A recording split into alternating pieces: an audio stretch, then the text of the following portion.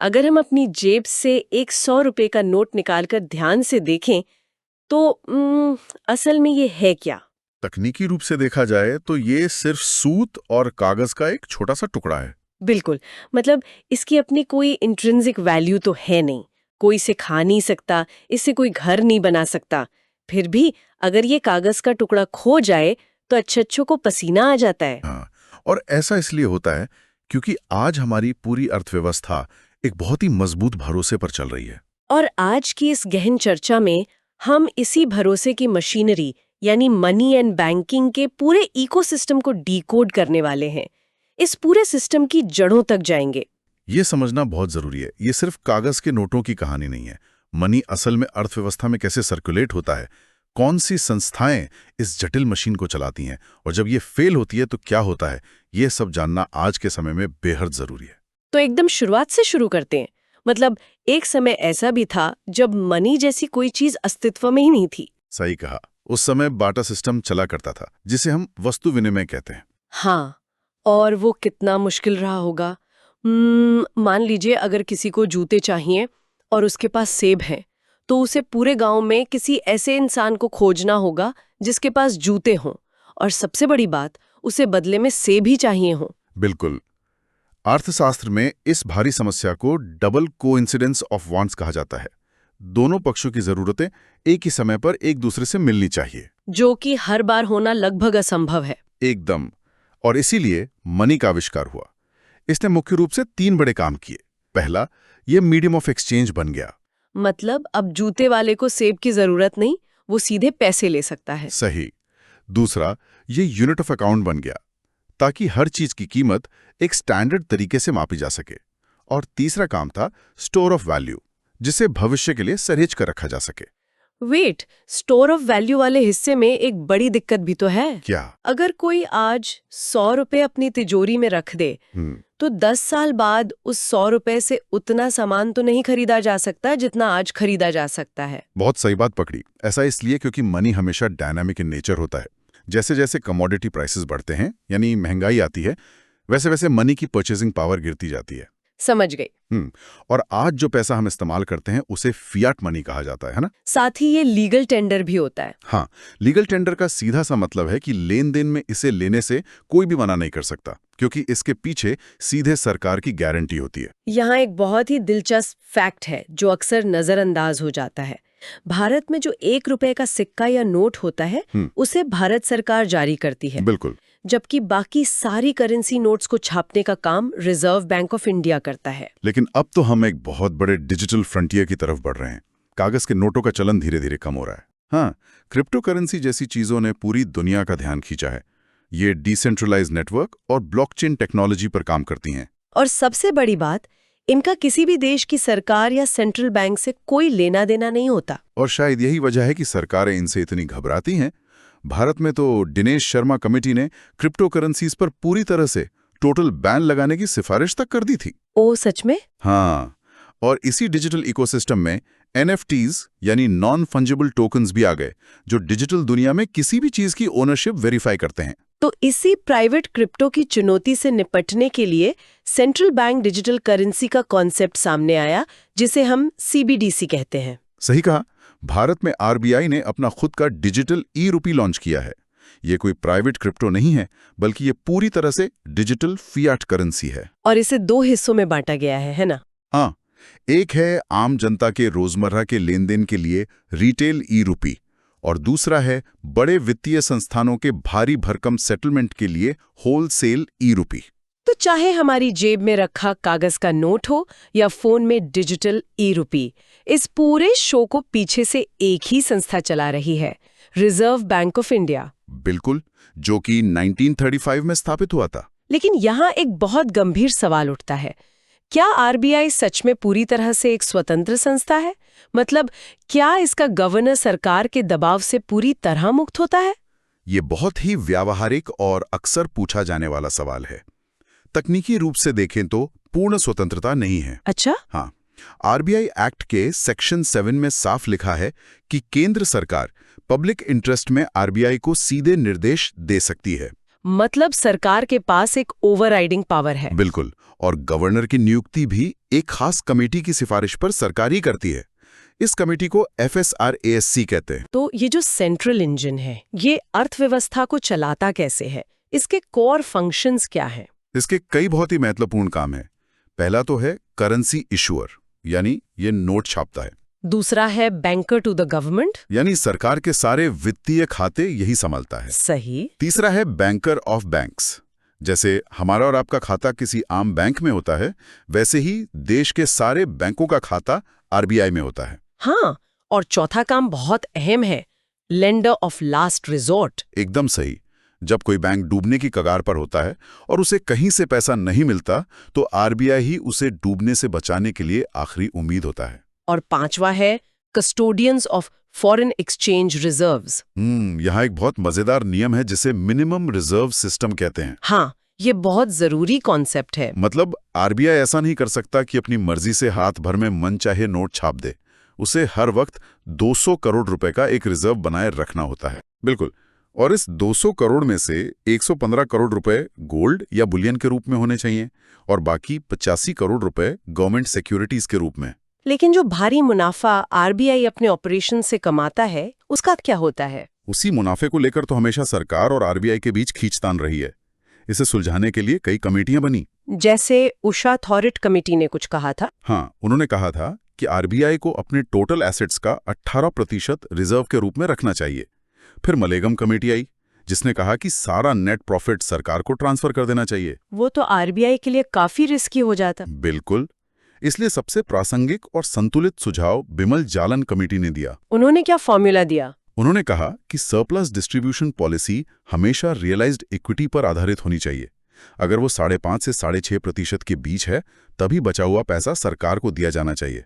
इससे RBI की अपनी वित्तीय सुरक्षा कमजोर नहीं होती। और ये पूरी ट्रांसपेरेंसी बनाए रखने के लिए RBI समय समय पर रिपोर्ट्स भी पब्लिश करता है ना? हाँ, जैसे फाइनेंशियल स्टेबिलिटी रिपोर्ट और मॉनेटरी पॉलिसी रिपोर्ट, और साथ ही annual report on trend and progress. अब मान लेते हैं कि RBI ने नोट छाप दिए। इस पैसे को हाई पावर्ड मनी या रिजर्व मनी कहा जाता है। सही। लेकिन ये पैसा सिस्टम में काम कैसे करता है, इसे लेकर एक बहुत ही उलझा देने वाला थॉट एक्सपेरिमेंट है। मैं आपसे पूछती हूँ। पूछिए। मान लीजिए किसी इंसान ने बैंक में अपने डिमांड डिपॉजिट खाते से 1 लाख रुपए नकद निकाल लिए। तो क्या इससे अर्थव्यवस्था में मौजूद एग्रीगेट मनी सप्लाई में कोई बदलाव आएगा? ये सच में एक ट्रिकी सवाल है। पहली नजर में लगता है कि हाँ, बैंक से पैसा निकल गया तो कुछ तो बदलना चाहिए। बिल्कुल, मुझे भी यही लगा था। लेकिन यहाँ जो सबसे दिलचस्प बात है वो ये कि एग्रीगेट मनी सप्लाई बिल्कुल नहीं बदलेगा। ऐसा क्यों? इसका कारण ये है कि मनी सप्लाई एक स्टॉक वेरिएबल है। इसे मापने के लिए एक तय समय पर यह देखा जाता है कि जनता के हाथों में कितना कैश है और बैंकों में कितने डिमांड डिपॉजिट्स हैं। समझ गई। तो जब 1 लाख रुपए बैंक से निकाले गए तो डिमांड डिपॉजिट 1 लाख कम हो गया। हाँ, लेकिन ठीक उसी वक्त जनता के पास मौजूद कैश 1 लाख रुपए बढ़ गया। तो कुल मिलाकर बात वहीं की वहीं रही। बहुत ही शानदार तरीके से समझाया आपने। तो अगर पैसा ऐसे ही घूमता रहता है तो लोग असल में पैसे की मांग करते ही क्यों हैं? अर्थशास्त्र में इसे 2 नजरियों से देखा जाता है। पहला है ट्रांजैक्शन डिमांड। हम सभी को रोजमर्रा का सामान खरीदने के लिए पैसा चाहिए होता है, जो कि सीधा देश के रियल GDP से जुड़ा होता है ना? बिल्कुल। अर्थव्यवस्था जितनी बड़ी होगी, लेन देन के लिए उतना ही ज्यादा पैसे की जरूरत होगी। और दूसरा है स्पेकुलेटिव डिमांड, यानी निवेश करने के लिए पैसे की मांग। सही। और ये पूरी तरह से मार्केट रेट ऑफ इंटरेस्ट के व्युत्क्रमानुपाती होता है। इसे थोड़ा आसान भाषा में डिकोड करते हैं। मान लीजिए अगर इंटरेस्ट रेट्स बहुत ज्यादा हैं तो इसका मतलब है कि बॉन्ड्स पर रिटर्न काफी अच्छा मिल रहा है। तो लोग अपना नगद पैसा बॉन्ड्स में लगा देंगे, जिससे मार्केट में स्पेकुलेटिव डिमांड कम हो जाएगी। लेकिन अगर ब्याज दरें एकदम जमीन पर आ जाएं, तब क्या होगा? तब एक बहुत ही खतरनाक स्थिति पैदा होती है जिसे लिक्विडिटी ट्रैप कहते हैं। लिक्विडिटी ट्रैप, ये कैसे काम करता है? देखिए, जब ब्याज दरें बहुत कम होती हैं तो लोगों को लगता है कि भविष्य में ये दरें पक्का बढ़ेंगी, जिससे बॉन्ड्स की कीमतें गिर जाएंगी। इसलिए लोग निवेश करने के बजाय अपना सारा पैसा कैश होल्ड करने लगते हैं, यानी नकद दबाकर बैठ जाते हैं। और कोई लोन लेना भी नहीं चाहता क्योंकि इकोनॉमी में कोई उत्साह ही नहीं होता। एकदम सही। ऐसे माहौल में velocity of circulation of money बहुत धीमी हो जाती है। मतलब एक नोट जितनी तेजी से लोगों के हाथों से गुजरना चाहिए वो नहीं गुजरता। और इसी मनी सप्लाई को मापने के लिए एक पूरा सिस्टम या फनल है जिसे M1, M2, M3 और M4 में बांटा गया है। हाँ, अगर हम लिक्विडिटी के आधार पर देखें तो M1 सबसे ज्यादा नैरो और मोस्ट लिक्विड है। इसमें सिर्फ जनता के पास की करेंसी और बैंकों के डिमांड डिपॉजिट्स आते हैं। फिर M2 आता होगा? हाँ, M2 में M1 के साथ साथ पोस्ट ऑफिस के सेविंग्स डिपॉजिट्स भी जुड़ जाते हैं। लेकिन जब हम न्यूज़ या अखबारों में मनी सप्लाई के बारे में पढ़ते हैं तो वे आमतौर पर M3 की ही बात कर रहे होते हैं, राइट? बिल्कुल सही। M3 को ब्रॉड मनी या एग्रीगेट मॉनेटरी रिसोर्सेज कहा जाता है। ये सबसे ज्यादा इस्तेमाल होने वाला मीट्रिक है। इसमें क्या क्या आता है? इसमें M1 के साथ बैंकों के टाइम डिपॉजिट्स जुड़ जाते हैं, जैसे कि FDs। और सबसे आखिर में M4 है जो लीस्ट लिक्विड है। हाँ, अगर कोई आसान शब्दों में पूछे कि पैसा कितनी आसानी से निकाला जा सकता है, तो लिक्विडिटी का क्रम कुछ ऐसा होगा। सबसे पहले करेंसी, फिर डिमांड डिपॉजिट्स, फिर सेविंग्स डिपॉजिट्स और अंत में टाइम डिपॉजिट्स। अब पैसे का फ्लो तो काफी अच्छे से समझ आ गया, लेकिन जिन संस्थाओं में ये पैसा रखा जाता है, यानी हमारी बैंकिंग प्रणाली, वो कितनी सुरक्षित है? भारत की इंडियन बैंकिंग टैक्सोनॉमी काफी जटिल लगती है। इसे थोड़ा सरल बनाते हैं। मुख्य रूप से दो बड़ी कैटेगरी हैं। पहले हैं शेड्यूल्ड कमर्शियल बैंक्स, जिन्हें SCBs कहते हैं, जो RBI एक्ट के सेकंड शेड्यूल में आते हैं। सही।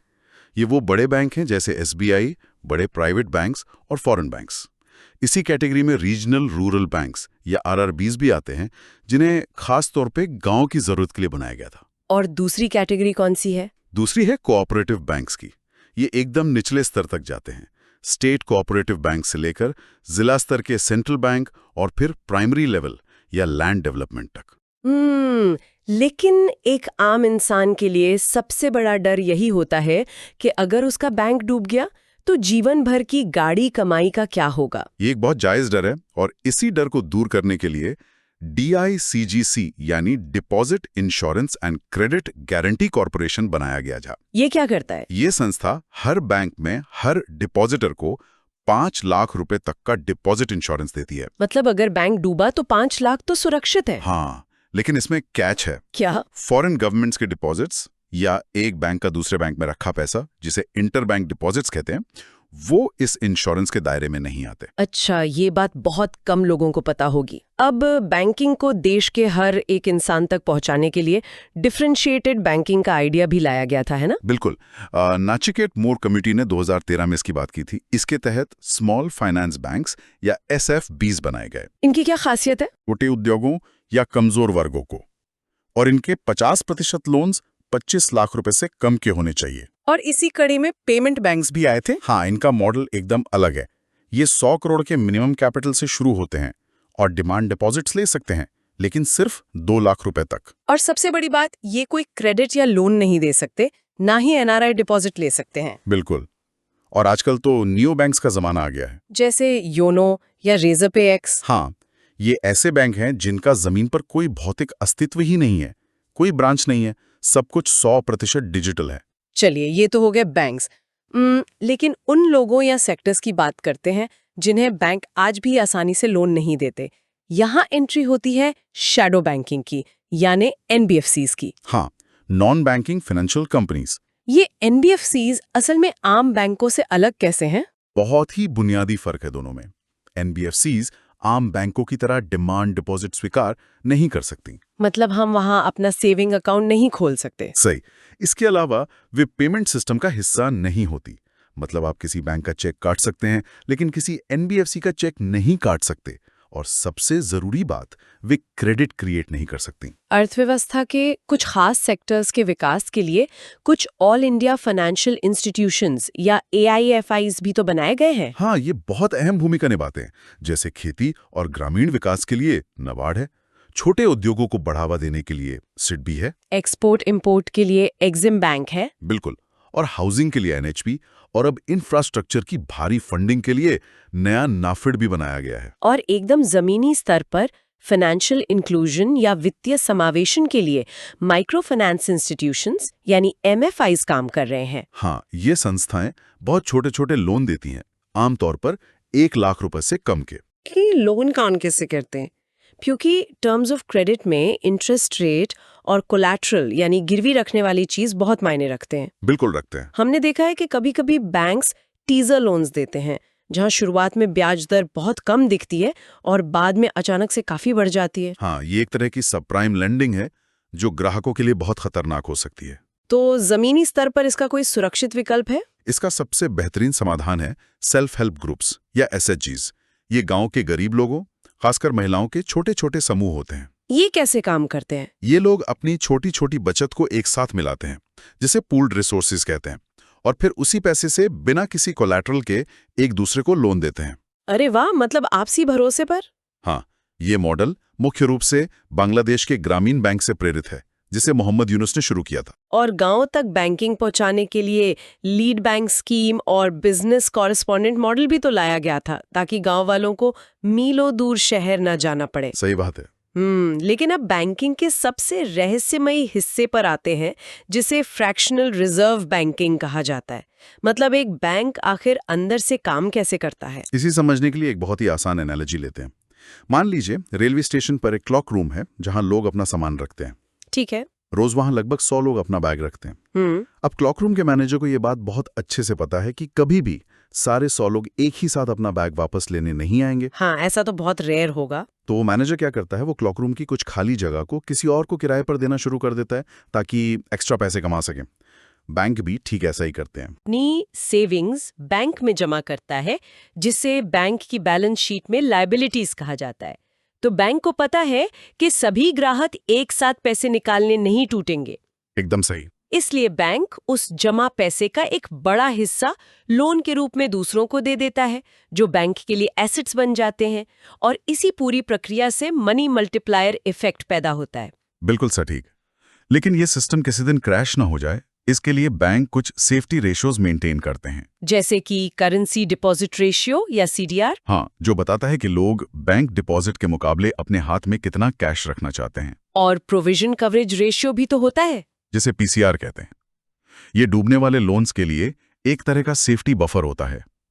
इसके साथ ही इंटरेस्ट कवरेज रेशियो भी देखा जाता है, जिससे ये पता चलता है कि कोई कंपनी अपना कर्ज चुकाने के काबिल है भी या नहीं। 3 नॉर्म्स बनाए गए हैं, जहां टियर 1 और टियर 2 कैपिटल की बात होती है। इसे ऐसे समझ सकते हैं कि टियर 1 कैपिटल बैंक के मुख्य शॉक एब्जॉर्बर्स हैं, जैसे शेयर होल्डर्स का अपना पैसा, जो बहुत भरोसेमंद होता है। और टियर 2 कैपिटल वो थोड़ी कम भरोसेमंद रिजर्व राशि होती है। नियम यह है कि इन दोनों को मिलाकर रिस्क वेटेड एसेट्स या CARR का कम से कम 10.5% होना ही चाहिए। साथ ही एक लिक्विडिटी कवरेज रेशियो या LCR भी है ना? हाँ, जिसका सीधा सा मतलब है कि बैंक के पास इतना लिक्विड पैसा या एसेट्स होने चाहिए कि वो 30 दिन के किसी भी भारी संकट को बिना किसी बाहरी मदद के आसानी से झेल सके। लेकिन यार, इन बेहतरीन शॉक एब्जॉर्बर्स के बावजूद कई बार गाड़ियां क्रैश हो ही जाती हैं। बिल्कुल। और बैंकिंग की दुनिया में इस भयंकर क्रैश को नॉन परफॉर्मिंग एसेट या NPA कहते हैं, जिसे आम भाषा में बैड लोन्स कहा जाता है। हाँ। लेकिन कोई भी साधारण सा दिखने वाला लोन अचानक से NPA बन कैसे जाता है? क्या इसकी कोई फिक्स डेडलाइन है? बिल्कुल डेडलाइन है। नियम बहुत साफ है। अगर किसी लोन की किश्त, चाहे वो प्रिंसिपल अमाउंट हो या फिर उसका इंटरेस्ट, लगातार 90 दिनों तक नहीं चुकाई जाती, तो वो आधिकारिक तौर पर NPA बन जाता है। क्या खेती के लोन्स में भी यही 90 दिन का नियम चलता है? नहीं, खेती के लोन्स में ये नियम थोड़ा अलग है। वहाँ शॉर्ट ड्यूरेशन क्रॉप के लिए 2 फसल मौसम और लॉन्ग ड्यूरेशन क्रॉप के लिए 1 फसल मौसम का इंतजार किया जाता है। तो ये जो 90 दिनों का सफर है, ये होता कैसे है? मतलब क्या बैंक 89वें दिन तक चुपचाप बैठकर इंतजार करता है? नहीं, बिल्कुल नहीं। अगर हम इसे बड़े परिप्रेक्ष्य में देखें तो इसकी एक पूरी लाइफ साइकिल होती है, जिसे स्ट्रेस्ड एसेट लाइफ साइकिल कहते हैं। शुरुआत कहाँ से होती है? शुरुआत होती है SMA 0 से, जब पेमेंट 1 से 30 दिन लेट हो। फिर आता है SMA 1, जब पेमेंट 31 से 60 दिन लेट हो। और फिर SMA 2, जो 61 से 90 दिन का समय है से, और जैसे ही 90 दिन पार होते हैं वो लोन NPA बन जाता है। और अगर कोई लोन 12 महीने तक लगातार NPA ही रहे, तो उसे सब स्टैंडर्ड एसेट मान लिया जाता है ना? हाँ, और अगर 12 महीने से भी ज्यादा समय बीत जाए तो वो डाउटफुल एसेट की कैटेगरी में चला जाता है। और अंत में जब बैंक पूरी तरह हार मान लेता है कि अब ये पैसा कभी वापस नहीं आएगा, तो उसे लॉस एसेट घोषित कर दिया जाता है। बिल्कुल। और जब बैंक अपना नेट एनपीए निकालते हैं तो वे कुल ग्रॉस एनपीएज में से इन्हीं प्रोविजंस यानी जो सेफ्टी फंड उन्होंने बचाया था उसे घटा देते हैं। भारत की अर्थव्यवस्था ने तो एक समय ट्विन बैलेंस शीट सिंड्रोम का बहुत बुरा दौर देखा था। हाँ, ये सच में एक दोहरी मार थी। एक तरफ बड़ी बड़ी कॉर्पोरेट कंपनियां कर्ज में पूरी तरह से डूबी हुई थीं, जिसे ओवर लेवरेज्ड कहते हैं, और दूसरी तरफ उन कर्जों को देने वाले पब्लिक सेक्टर बैंक्स की बैलेंस शीट में एक विशाल पहाड़ खड़ा हो गया था। इस भारी संकट से निकलने के लिए 3R फ्रेमवर्क लाया गया था: रेक्टिफिकेशन, रीस्ट्रक्चरिंग और रिकवरी। और यहाँ तक कि एक बैड बैंक या पैरा बनाने का भी प्रस्ताव इकोनॉमिक सर्वे में आया था। बैड बैंक का आइडिया क्या था? आइडिया ये था कि ये संस्था बैंकों के सारे खराब कर्ज खरीद लेगी ताकि बैंक अपनी बैलेंस शीट साफ करके अपना सामान्य काम दोबारा शुरू कर सकें। संस्थागत स्तर पर प्रॉम्प्ट करेक्टिव एक्शन या पीसीए भी तो एक बहुत सख्त टूल है। हाँ, अगर किसी बैंक की हालत बिगड़ने लगती है, चाहे उसका कैपिटल रेशियो गिर रहा हो या एसेट क्वालिटी खराब हो रही हो, तो आरबीआई उस बैंक पर पीसीए लगा देता है। मतलब बैंक पर पाबंदियां लग जाती हैं। बिल्कुल। इसका मतलब है कि वो बैंक अब नई ब्रांच नहीं खोल सकता और धड़ल्ले से नए लोन नहीं बांट सकता। और रिकवरी के लिए सारफेसी एक्ट 2002 भी एक बड़ा हथियार साबित हुआ है। सही कहा। इस एक्ट से बैंक कोर्ट के लंबे चक्कर काटे बिना सिर्फ 60 दिन का नोटिस देकर डिफॉल्टर की गिरवी संपत्ति जब्त कर सकते हैं। हालांकि ये अनसिक्योर्ड लोन्स या खेतों की जमीन पर लागू नहीं होता, राइट? हाँ, ये इसके अपवाद हैं। इसके अलावा रिकवरी को तेज करने के लिए डेट रिकवरी ट्रिब्यूनल्स या डीआरटी बनाए गए हैं। और संपत्तियों की ऑनलाइन नीलामी के लिए ई बिक्रे पोर्टल भी शुरू किया गया। लेकिन मेरा एक सवाल है। पूछिए। अगर कोई बहुत बड़ी कंपनी कर्ज ही ना चुका पाए और पूरी तरह डूब जाए, तो हमारा सिस्टम उस कंपनी के साथ असल में करता क्या है? तब इंसॉल्वेंसी और बैंक्रप्सी की प्रक्रिया शुरू होती है। ये दोनों शब्द अक्सर न्यूज में एक साथ इस्तेमाल होते हैं, लेकिन इनमें कुछ तकनीकी अंतर है ना? बिल्कुल है। इंसॉल्वेंसी एक वित्तीय अवस्था है, यानी जब किसी कंपनी की देनदारियां यानी लायबिलिटीज उसकी संपत्तियों यानी एसेट्स से ज्यादा हो जाए। आसान भाषा में कहें तो जब जेब पूरी तरह खाली हो जाए। और बैंक्रप्सी क्या है? बैंक्रप्सी एक कानूनी घोषणा है जब कोई कोर्ट में जाकर आधिकारिक तौर पर कहता है कि उसके पास कर्ज चुकाने के लिए कुछ नहीं बचा है। तो इसी प्रक्रिया को तेजी से निपटाने के लिए इंसॉल्वेंसी एंड बैंक्रप्सी कोड यानी IBC 2016 लाया गया था। हाँ, अगर डिफॉल्ट का अमाउंट 1 करोड़ रुपए से ज्यादा है तो IBC ट्रिगर हो जाता है। और सबसे अच्छी बात यह है कि ये कोई सालों साल चलने वाला कोर्ट केस नहीं है। इसके लिए 180 से 270 दिनों की एक बहुत सख्त टाइमलाइन होती है। एकदम सही। इस कोर्ट के 4 मुख्य पिलर्स हैं। पहला, NCLT, जहां फैसला होता है। दूसरा, इंसॉल्वेंसी प्रोफेशनल्स, जो कंपनी का मैनेजमेंट टेक ओवर करते हैं। तीसरा, इंफॉर्मेशन यूटिलिटीज, जहां सारे वित्तीय रिकॉर्ड सुरक्षित रखे जाते हैं। और चौथा है इस पूरे सिस्टम का रेगुलेटर IBBI। और कोई बड़ी कंपनी अकाउंट्स में फर्जीवाड़ा ना कर सके, इसके लिए सीरियस फ्रॉड इन्वेस्टिगेशन ऑफिस या SFIO बनाया गया। और ऑडिटर्स पर भी पैनी नजर रखने के लिए नेशनल फाइनेंशियल रिपोर्टिंग अथॉरिटी यानी NFRA जैसे वॉचडॉग्स बनाए गए। बैंकिंग रिफॉर्म्स की इस पूरी कहानी में कई कमेटियों का बहुत बड़ा योगदान रहा है। जैसे नरसिम्हम कमेटी ने क्या सुझाव दिया था? उन्होंने बैंकों के मर्जर की बात की थी। उनका विजन था कि देश में कम बैंक हों, लेकिन वे बहुत मजबूत और ग्लोबल स्तर के हों। और पब्लिक सेक्टर बैंकों की हालत सुधारने के लिए मिशन इंद्रधनुष भी शुरू किया गया था। हाँ, और इसी के तहत बैंक बोर्ड ब्यूरो बनाया गया था, जिसे अब FSI भी कहते हैं। इसका मकसद बैंकों के टॉप मैनेजमेंट की नियुक्ति में पारदर्शिता लाना था। बैंकों की इंटरनल हेल्थ को नापने के लिए कैमल पैरामीटर्स का इस्तेमाल होता है ना? बिल्कुल। कैपिटल, एसेट्स, मैनेजमेंट, अर्निंग्स और लिक्विडिटी, ये 5 चीजें देखी जाती हैं। एक टर्म बहुत सुनने में आता है, विलफुल डिफॉल्टर। ये कौन होते हैं? ये वो लोग या कंपनियां होती हैं जो आर्थिक रूप से कर चुकाने में सक्षम हैं, लेकिन फिर भी जानबूझकर पैसा नहीं लौटाते। अच्छा, और जब बैंक खुद डूबने के कगार पर आते हैं तो उन्हें बचाने की 2 रणनीतियां होती हैं। एक है बेल आउट, जहां सरकार आम जनता के टैक्स के पैसे से फंड देके बैंक को बचाती है। और दूसरा है बेल इन, जहां बैंक खुद को बचाने के लिए अपने ही ग्राहकों के बड़े डिपॉजिट्स का एक हिस्सा इस्तेमाल कर लेता है। इन सभी कॉरपोरेट कंपनियों और बैंकों की साख पर नजर कौन रखता है? ये काम क्रेडिट रेटिंग एजेंसीज करती हैं, जिन्हें भारत में सेबी रेगुलेट करता है। चलिए, अर्थव्यवस्था की इस गहरी समझ के बाद अब थोड़ा वापस रोजमर्रा की जिंदगी और ग्लोबल कनेक्टिविटी पर आते हैं। ठीक है। मान लीजिए कोई भारतीय नागरिक विदेश में नौकरी कर रहा है, यानी वो एनआरआई है, तो उसके पास भारत में अपने पैसे रखने के क्या विकल्प हैं? उनके लिए मुख्य रूप से 3 तरह के अकाउंट्स होते हैं। पहला है FCNR अकाउंट। इसकी क्या खासियत है? यह सीधे विदेशी मुद्रा में रखा जाता है। यह केवल टर्म डिपॉजिट होता है और सबसे बड़ी बात, इस पर कोई टैक्स नहीं लगता, यानी ये नॉन टैक्सेबल है। और दूसरा है NRE अकाउंट। ये भारतीय रुपए में रखा जाता है और ये भी पूरी तरह टैक्स फ्री होता है। और तीसरा NRO अकाउंट होता है ना? हाँ, ये भी रुपए में होता है, लेकिन इस खाते में कमाए गए ब्याज पर टैक्स लगता है, यानी ये टैक्सेबल है। और बैंकों का आपस में अंतर्राष्ट्रीय लेन देन कैसे होता है? ये नॉस्ट्रो और वॉस्ट्रो अकाउंट्स के जरिए होता है। ये नाम बड़े अजीब है, इन्हें याद कैसे रखें? इसे आसानी से याद रखने का एक तरीका है। नॉस्ट्रो का मतलब है आवर्स, यानी हमारा खाता आपके बैंक में है, और वॉस्ट्रो का मतलब है योर्स, यानी आपका खाता हमारे बैंक में है। बहुत सही तरीका है। और सुरक्षित मैसेजिंग के लिए स्विफ्ट नेटवर्क का इस्तेमाल होता है, जिससे दुनिया भर के बैंक एक दूसरे से बात करते हैं। बिल्कुल। अगर भारत के अंदर की बात करें तो रोजमर्रा की बैंकिंग में ATMs ने बहुत पहले ही एक बड़ी क्रांति ला दी थी।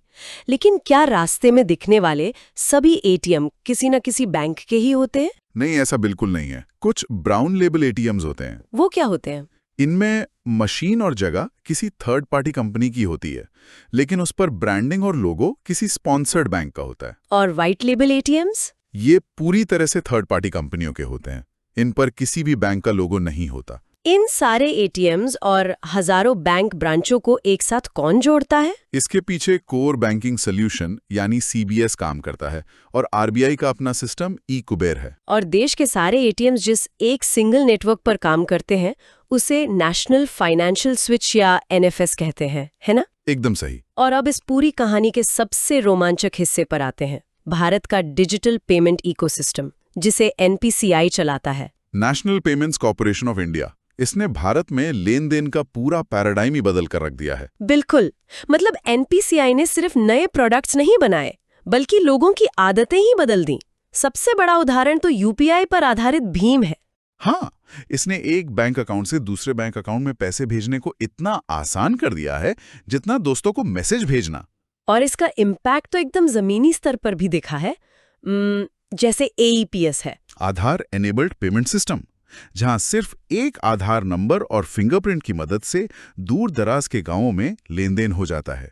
इसके लिए कार्ड या स्मार्टफोन की भी जरूरत नहीं पड़ती। और हाईवे पर गाड़ियों की लंबी लाइनों को खत्म करने वाला NETC फास्टैग तो हम सब यूज करते हैं, जो बिना रुके सीधे बैंक अकाउंट से टोल काट लेता है। साथ ही बल्क ट्रांजैक्शंस के लिए NEC भी है। सच में हमने इस गहन चर्चा में बहुत बड़ा दायरा कवर किया है। हाँ, बार्टर सिस्टम की शुरुआती मुश्किलों से लेकर आज के फियाट मनी के भरोसे तक, RBI के मिनिमम रिजर्व सिस्टम से लेकर कमर्शियल बैंक्स के उस जादुई मनी मल्टीप्लायर इफेक्ट तक, और NPA के उस गहरे संकट से लेकर डिजिटल पेमेंट्स की इस अभूतपूर्व क्रांति तक। ये एक बहुत ही दिलचस्प सफर रहा है। और ये सब देखकर अंत में एक बहुत ही गहरा सवाल जहन में आता है।